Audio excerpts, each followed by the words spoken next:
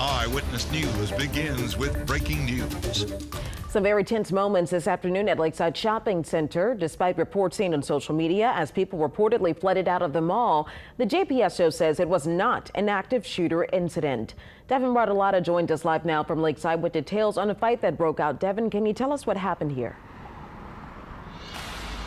Well, Charisse, good evening. With just a few days to Christmas, you can see how packed the parking lot is behind me.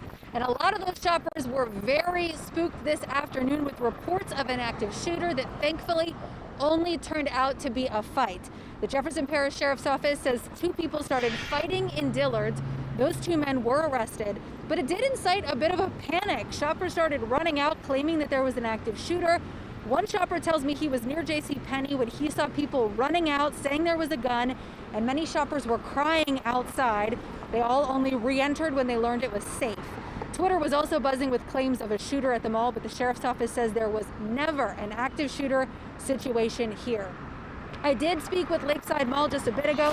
A representative says the JPSO was already here on the property because of the busy Christmas shopping season, and they were able to arrest those two men quickly. Reporting live in Metairie, Devin Bartolotta, Eyewitness News.